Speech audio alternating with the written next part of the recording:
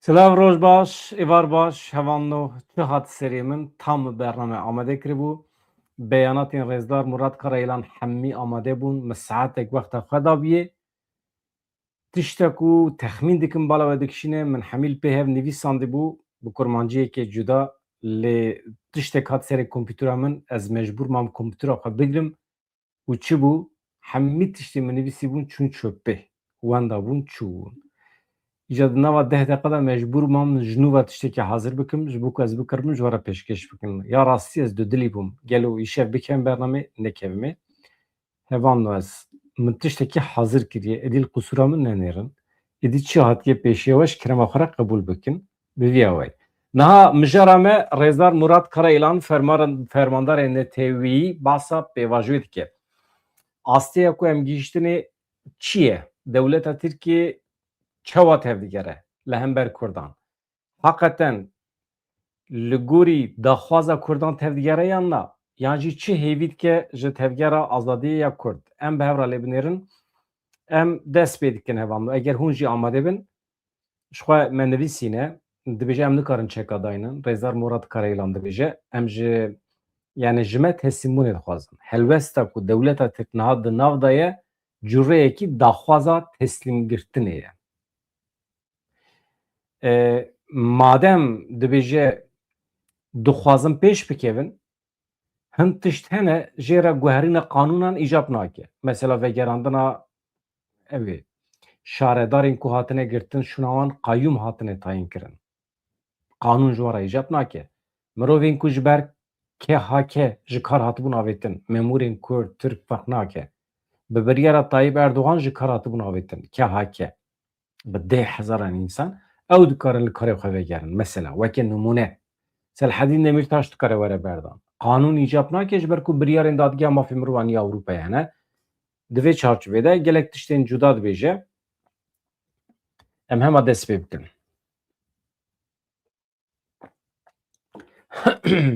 Endamê fermandariya navendiya parasına gel Murat Karayılan bu wesileyê yekê Gulanê têkoşîna kedê bi wesileya vê pêvajoyê daxuyaniyekê giring daye hevan dixwazim bi we re parve bikim. Rojnamevan jê dipirse dibe ev zêdeyê mehekî ye hevdîtin bi Rêzdar Abdullah Öcalan re pêk nayê. Dibe hûn bi çi vagirê didin, sebebê wî çi ye? Gelo eleqa vê yekê bi vê pêvajoyê re çi qas heye? Yani îşaretê çi ye? Dibe bêguman aniha eleqa wê bi vê pêvajoyê re heye. Yani tiştekî nenormal e ku hevdîtin çêne be. Meha Nîsanê hem ji aliyê hikûmetê ve hem ji aliyê rayedarên AKP ve weke meha ku qanûnên çareseriyê bêne derxistin hatibû diyar kirin. Herkes bi heyecan li bendê bû. Di vê mehê de nebûna hevdîtinên bi rêbera xwe re nenormal e. Ji aliyê seberoja pêvajoyê ve jî îşaretekî metirsîdar e. Herî dawî 27 Adarê bû heyetekî dewletê û heyeta Dem Partiyê bi hev re çûbûn îmraliyê. Hevdîtinekî berfireh pêkanê bûn bi rêbera xwe re. Ev jî bibû sebeb ku di nava miletê me de bendewariyekê çêbibe. Lê bi qasî ku tê fehm kirin, mijarên di vê hevdîtinê de ketine rojevê hatine nîqaşkirin encamekî wisa bi xwe re derdixe ku desthilatdarî û dewleta Tirkiye vê pêvajoyê dicemidîne. Yani pêvajo rawestandiye. Wisa xuya dike. Ji helwesta rayedarên dewleta Tirkiye xuya dike. Niha yani rojnamevan dibêje mirov dikare bibêje ku pêvajo anha hatiye cemidandin. Yani hatiye rawestandin. Dibêje erê rast e. Rêzdar Karayılan dibêje rast e. Belê. Alehazir pêvajo hatiye cemidandin. Hatiye rawestandin. Ya ku em dibînin ev e. Bi eşkere têdîtin ku piştî vê nîqaşê bi bandora bûyerên heremî, konjonktûrî û hin pêvajoyên navxweyî hêzên ku biryarê didin ev yek guncaw dîtine, gav avêtin, rawestandine yan jî taloq kirine. Niha wekî din dibe bi tu şiklekî din dikare were îzah kirin. Hevan no, niha dibêje rastî li holê ye.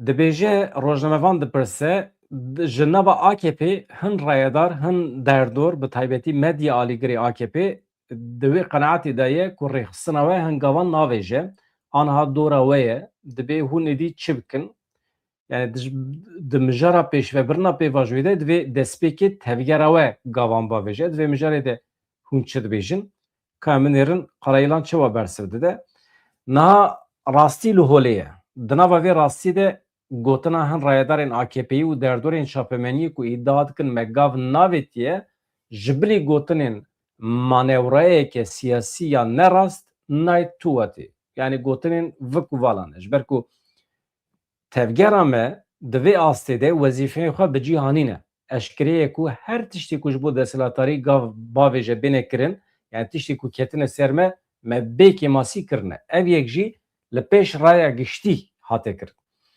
bi dawîkirina stratejiya têkoşîna çekdarî ya rêxistinekê ku çil û du salan şer kir têkoşîna xwe domand her wiha fesihkirina xwe weke rêxistin ev biryarê ne ji rêzê ne biryarê herî stratejîk e ev biryar û gavên piştî wî hatin avêtin li pêş çavan e di rewşekê bi vî rengî de kes nikare bibêje ku me gav navêtine niha hevan na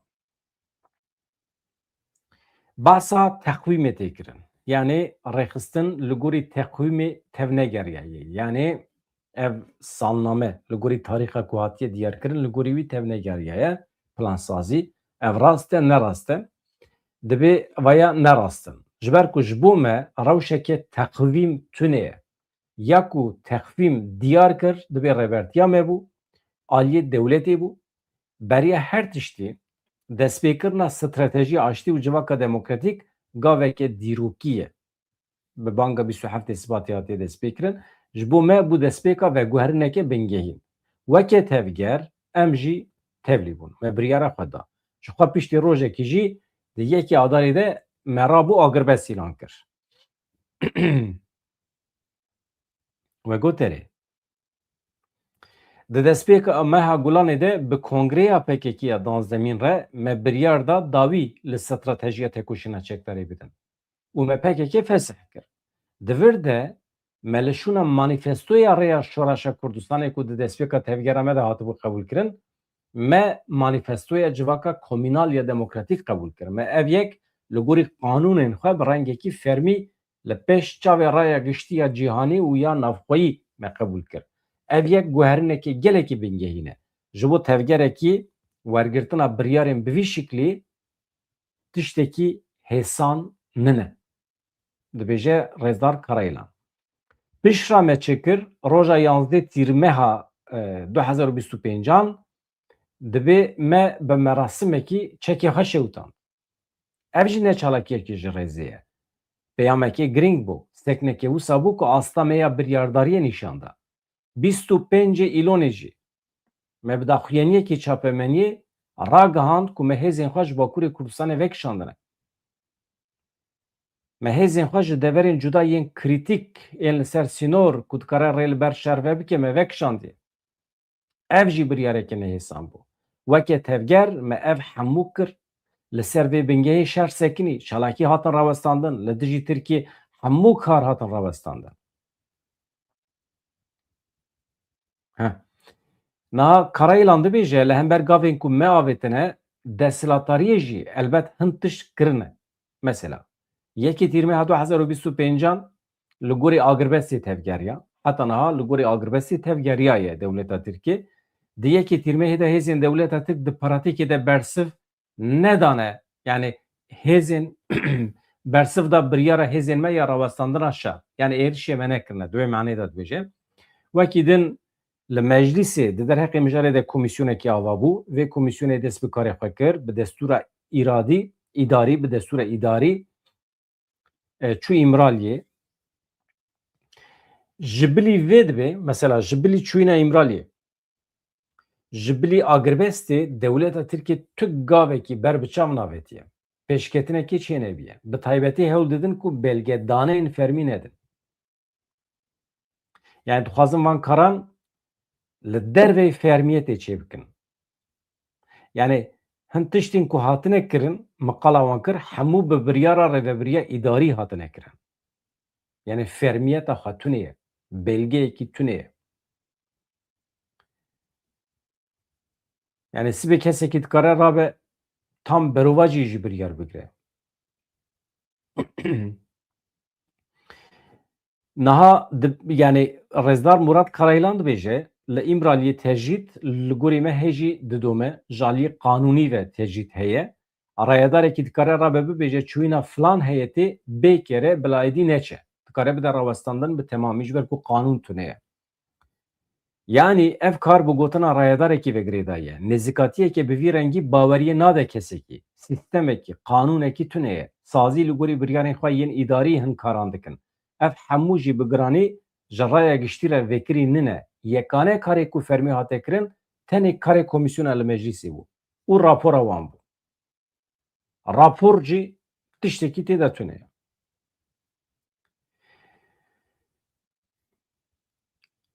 Yani ne tiştên ku di wê raporê de hatine gotin bi cih hatine anîn, ne jî karekî din ya qanûnî hatiye kirin. Hala hazir ew jî hatine rawestandin. Halbikî me her tiştî li gorî qanûnên xwe bawekî fermî kir, bi rengekî ku veger jê tune be ji raya giştî re me eşkere kir, bi kurtasî dewlet û desthilatariya AKP ji aliyê qanûnî ve tu kar nekirine. Rewşeke qanûnî ku ya bibe ciyê baweriyê jî tune ye. Yani ji ber vê yekê eger merov qala teqvîmê bike dibe, qonaxa duyem ya pêvajoyê heye, dest pê kiriye. Qonaxa duyem ya pêvajoyê çi ye? Tiştê ku dewleta Tirkiye divê bêkirin bike ew in. Yani hin rayedarên AKP û desthilatariyê balkişandin ser dema piştî cejna Remezanê. Tê bîra we hemiyan gotin piştî cejna Remezanê em ê qanûnan derbixin, pişra jî qala meha Nîsanê kirin, gotin wê pêşnûme qanûn werin derxistin, gavên qanûnî bêne avêtin. Eger qala texfîmê were kirin, texfîm ew bû ji bo me. Ji aliyê me ve texfîmekî cuda tune ye. Di vê mijarê de desthilatariyê gavekî şêmber navêtiye ku bibe ciyê baweriyê. Yan jî nîşan bide ku ne bi taktikî lê bi ciddî nêzî pêvajoyê dibin. Yani işaretekî tune ye. Yani mesela yek du istisna ne di nava raporekî de ku ji aliyê her kesî ve hatibû qebûl kirin. Mesela hin xusûsen hin aliyên taybet ê raporê hene bê derxistina qanûnan dikarin bihatana cih. Mesela mirov dikare xala bi cîhanîna biryarên dadgeha mafê mirovan ya Ewropayê bike, bi cîhanîna biryarên dadgeha destûra bingehîn bike, vana çi di nava xwe de dihewîne, ev yekser dikaribû bihata bi cîhanîn. Yani li ser vê bingehê bê ku qanûnên nû werin derxistin, Selaheddin Demirtaş dibe, Osman Kavala dibe, Can Atalay dibe, gelek siyasetmedarên me yê Kurdistanî ê Tirkiyeyê dibin, dikaribûn azad bibûna. Vê yekê wê tevkarî û pêşî li pêvajoyê ve bikira. Lê nehatin kirin. Di raporê de her wiha qala bi dawîkirina pêkanîna qeyyûm jî tê kirin bi qonax bi qonax. Mesela rapora meclîsê. Madem te raporê de nivîsiye tu çima qonax bi qonax ve mesela qeyyûm ji holê ranakî şaredarên ku ji kar hatine girtin dîsa karê wan li wan ve nagerînî yan jî ji zindanê bernadî. Divê mijarê de gavekî pratik nehatiye avêtin dibêje Rezdar Murat Karaylan. Basa Mêrdînê dike, deverên din dike, weke numune dide yani ji ber daxuyaniya çapemeniyê bi sedan akademisyen hene. Ji ber daxwazê wanê aştiyê ji wezîfe xwe hatibûn derxistin. Bawer dikim vê derî de basa însanên ku ji ber KHK kanûn hükmünde kararname ji kar hatibûn derxistin basa wan dike. Gelek mağdur bûn. Ew jî bê ku biryarekî were derxistin, bê ku qanûn werin derxistin, ew jî dikarin karê xwe vegerin, ew jî tune ye. Yani vaya hemî çi ye? Elbet mesela Kurd û Kurdistanê hel nake. Dewleta Tirkiye bi van gavên piçûk qet nebe niyeta xwe dikare nîşan bide. Yani ya camerana niyeta xwe jî nîşan nede. Ji ber vê yekê Karaylan dibêje ji bo me xitimiye pêvajoyê. Yani talûq bûye yan jî cemidan diye. Bi kurtasî tu gaveke pratikî qanûnî ya erênî tune ye. Divê ev yek were dîtin nêzîkatiya ku her tiştî ji aliyekî ji aliyê me hêvî dike neadîl e. Em qebûl nakin yani. Na gotinekê din heye ya Alî AKP piştî ku hemû çek hatin danîn dest ji çeperan hate berdan em ê gavên qanûnî bavêjin. Wisa nebe nabe li ser vê mijarê hûn çi dixwazin bêjin. Yani elbet tabii gotu bu ev helwest bu gotina herî sivik ferskirina teslimiyetê ye. Yani devleta Tirk eger ısrar bike bêje heta ku hêzên gerîla yan jî Partiya Karkerên Kurdistanê çek û silahên di destê xwe de bi temamî bernede. Ew cê ku mesela tespîtê hebûye me pir cara ji we re bas kiribû. Artêşa Tirkiye û MİT wê biçin Qandîlê deverên cuda bibînin, tespît bikin, îspat bikin ku bi temamî çek hatine berdan. Ancak wê demê dikarin qanûnan derbixin. Karayîlan ji vê rewşê re dibêje ev ferskirina teslîmiyetê ye. Xitmandina kar e. Her mirovekî ku bi qadê zane, herêmê dizane, bi rengekî rasteqîn difikire, yani her kesî xwedî mantık baş dizane ku li qada pratîkê ev yek nemimkün e. Beriya ku qanûn derbike ve em nikarin çi silahê xwe dayînin. Me silah danî û qanûn dernekeve ev teslîmbûn e. Rojhilata navîn aniha dikele. Li her derê dron radibin, füze digerin. Hemû hêzên navnetewî yên li qadê ew jî di nav da. Li ser vê zemînê, li ser erdê herkes di pozisyona belavbûnê de ye. Yani herkes pozisyona xwe ya şer girtiye. Di rewşekî wisa de garantiya hêzên me, çekên me ne? Sistema me ya ewlekariyê ye. Heta ku garantiyekî qanûnî nebe, danîna çekan li ser vê zemînê dûrî aqlan e. Nemimkün e yani. Dibêje Rêzdar Murat Karayîlan. Em bidomînin hin tiştên din dibêje hêzên me çend kesin yan jî çend sed kesin tiştekî wisa tune ye. Em qala bi hezaran însanên me dikin hêzên gerîla çek di destê wan de ne. Binêrin sî hevalê me çekê xwe şewtan din. Ne? Dibê ew ku de çûn? Ma dikaribûn biçûyana derekî. İmkan hebû? Na. Çi kirin? Lewma ji bo ewlekariyê mecbûr man carekê din vegerin qada me. Di rewşekê bi vî rengî de daxwaza danîna hemû çekan û valakirina çeperan hemûyan gotina piştî pêkanîna vê yekî wê biryarên qanûnî werin derxistin tê watê ku henekê xwe bi aqlê mirovan dikin. Tê wê watê ku rastiya li qadê nabînin û nizanin. Ji ber vê jî danîna şertan ji bo vê yekê yani şert datînin heta ku tu çeka danînê ez qanûna dernaxim yani şert danîna vê yekê tê maneya îsrara li ser nebûnê. Gotinekê polîtîk e ku ji bo helwestekê xwe veşêre esasa vê jî îsrara li ser nepakanîbûnê ye. Nepêkanîbûnê ye. Yani bahane digerin, hincet digerin. Ji bo ku pêvajoyê pêş nexin tiştê wisa derdixin pêş. Welhasıl ev hemî tiştî ku me ji we re gotin bi gotinekî tarîf dike teslîmbûn e. Qanûn dernaxe dibe çekî xwe dayîne. Wê demê tê çi ye yani? Teslîm be. Çima qanûn dernaxe? Yani tu qanûn dayînî derxî dünya xira dibe. Yek jî heval no akıl mantık binêrin. Dewleta Tirkiye welew ku qanûn derxist bêje li welatê me îmkanên siyasêtê gelek e.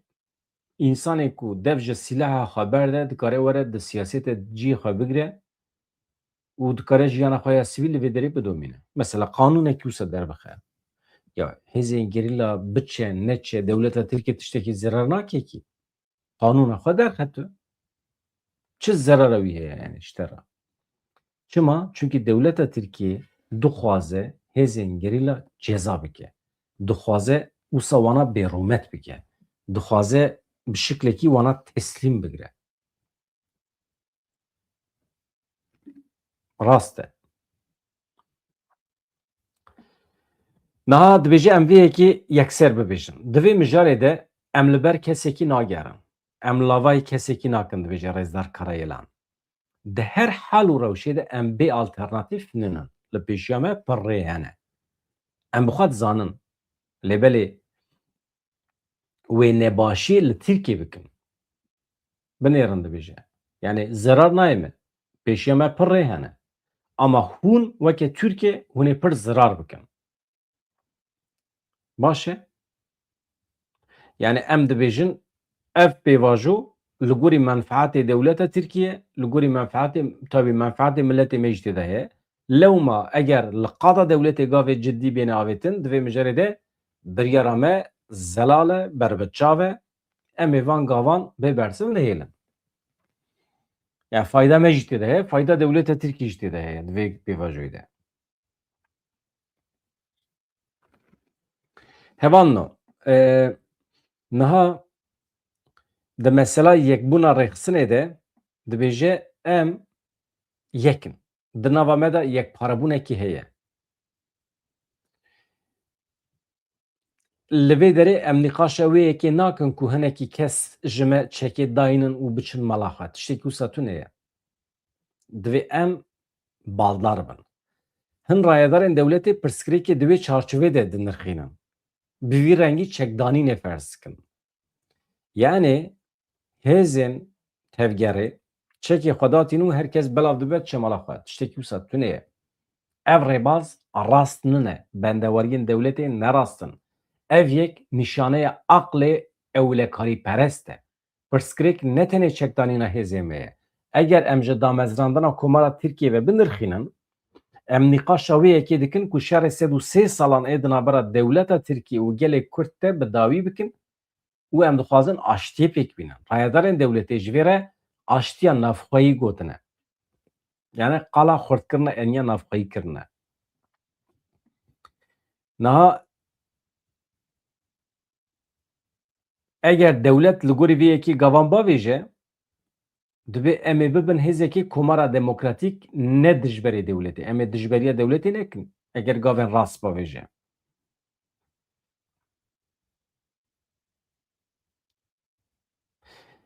Li derekî behsa ew ê dike. Yani hêzên gerîla bi kîjan şertî ev pêvajo qebûl kirine. Binêrin.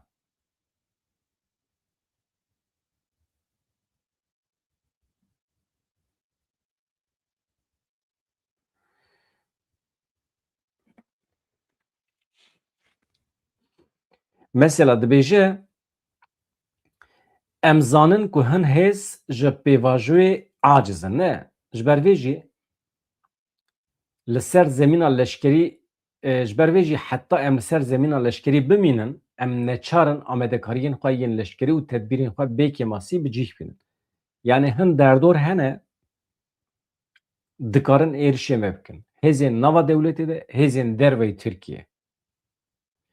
Dikarin êrişê me bikin. Ji ber vê yekê heta ku em li vê derê bin em ê tedbîrê xwe eskerî bigirin bêkê masî. Yani pêkanîna hin karên rêxistinê yên cuda jî pêwîstiyekî mecbûrî ye. Bêguman li gel van karan hemiyan hêzê me ji xwe re weke wezîfeya bingehîn dibîne ku li ser vê xetê jî bimeşe. Yani xeta civaka demokratîk.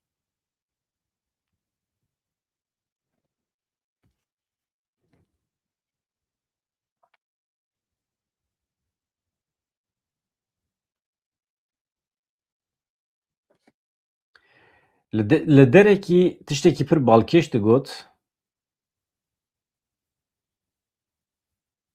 Yani dibêje dewleta Tirkiye mecbûr e rê li ber serokê me vebike. Çima?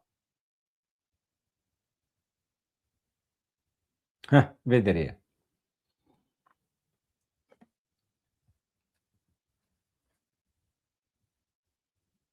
Binêre. Dibê weke Kongreya Danzdemîn ya Partiya Karkerên Kurdistanê PKK li du deverên cuda pêk hat. Dibê ez li yek ji wan devera bûm, ez di dîwanê de amade bûm. Biryara fesihkirina rêxistinê bi dawîbûna têkoşîna çekdarî tenê ji aliyê delegêyan ve bi şertekî hate qebûl kirin. çi bû ew şertê ku rêber apû were azad kirin. Di vê pêvajoyê de nîqaşên dijwar çêbûn di nava me gerîla de.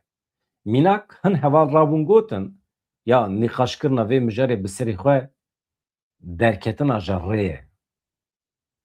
Ji ber vê herkes yekser piştgirî neda vê biryarê. Pir zehmet bû yani. Ev biryar li ser bingeha azadiya fîzîkî ya rêber apû hate dayîn. Di biryarê de hate gotin pêvajoya bêçekkirinê divê ji aliyê rêber apû ve were birêve birin. Ev mijar di biryaran de heye. Wekî din biryar nedikaribû bihata qebûl kirin. Ev jî ez bar dikim cara duyême dibêje pêvajo pir zehmetî hatiye qebûl kirin ji aliyê gerîla ve. Yani em nikarin vê pêvajoyê birêve bibin weke rêxistin divê serokê me ji hepsê were berdan ew were vê pêvajoyê bi xwe fiîlî ew birêve bibe. Mühîm e. Me bi vî şertê divê me qebûl kiriye vê pêvajoyê.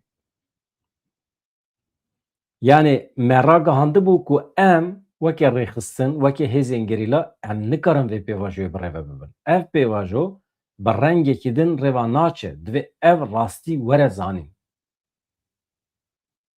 Yani yek ji biryarên me ê di kongrê de ew bû, rêber apû bi xwe yekser pêvajoya bêçekbûnê birêve bibe. Yani beşekî mezin ji fermandarî û kadroyên hêyî bi armanca azadkirina rêber apû piştî dîlgirtina wî tevlî bûn. Ji ber vê yekê yani îqnakirina van hevreyên me ne rehet bû. Bendeweriyekî şexsî ya yek gerîlayekî me jî tune ye. Bendewerî ew e ku gelê Kurd, gelên din ên bindest di çarçoveya hiqûqekî birûmet û adîlane de jiyanekî azad û hevkev bi dest bixin û rêber apû jî azad bibe. Armanca me ev e. Ji ber vê yekê dema ku gavên berbiçav ku xizmeta armancêneke neyên avêtin, nêrînên van hevreyên me tekildarê pêvajoyê neyînî bandor dike. Yani wextê ku hevalê me dibînin ku dewleta Tirkiye gava navêje, wê divê em çima bikevin ava vê meselê. Yani hevalê me ji biryara xwe vedigerin. Yani tesîrekî negatîf li hevalê me dike. Baş e.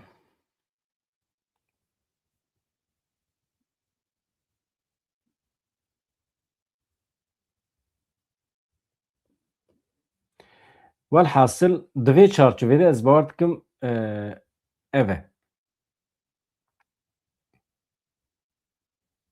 Yani divê em bi kurtasî em dixwazin ku statûya rêber apû were zelal kirin. Çawa ku Devlet Bahçeli dibêje ev statû di bingehê de tê û azadiya tê wateya azadiya wî fîzîkî. Yani bê azadiya wî fîzîkî pêvajo nikare pêşve biçe veya sedîse de. Ev nêrîn ne tenê ji hêla me ve têr kirin, ji aliyê gelek derdoran ve jî wisa tê qebûl kirin.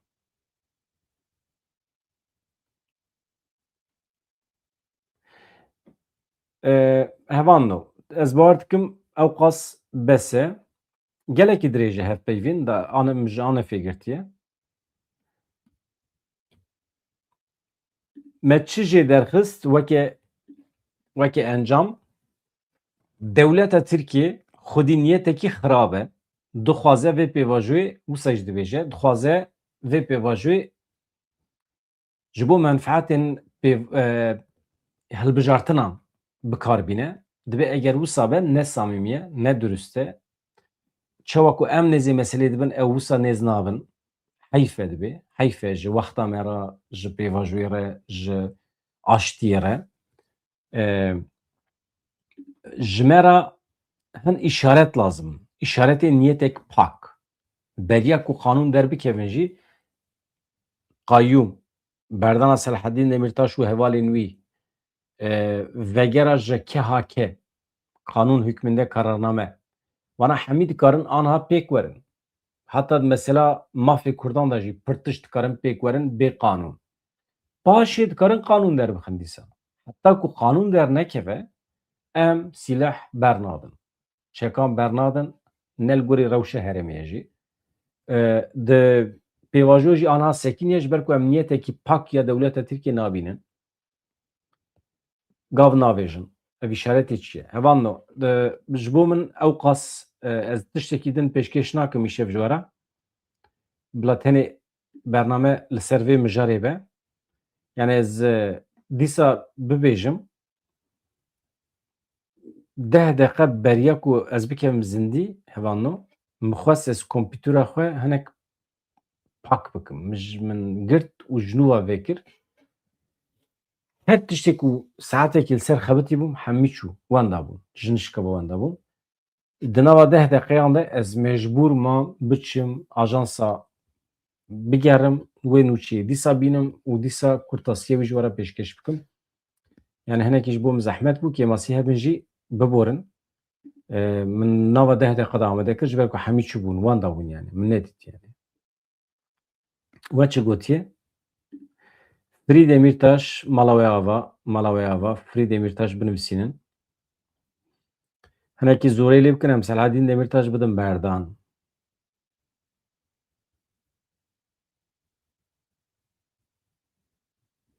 Ya kî teslim dibe ya? Ya çi ne ya? Çend zîbîdiyê ji Orta Asyayê hatine vê derê em teslîmiyan dibin ya. Milletê Kurd fana milletê Kurd nas nakin ya.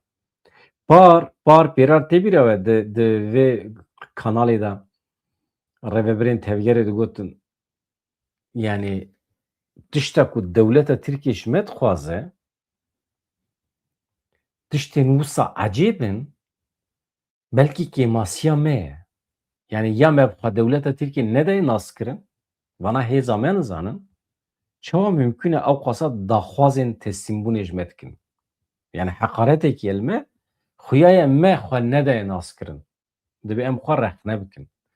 Ji ber vê kî carinan heqeten ya hêzên dijmin pir hêsan dibîne milletê Kurd, tevgera Kurd. Pêncî sala da ew qisa rehet bi hêsanî ava nebû yani ev têkoşîn. Kes teslîm nabe. Mala we ava xatirê we silav rêz.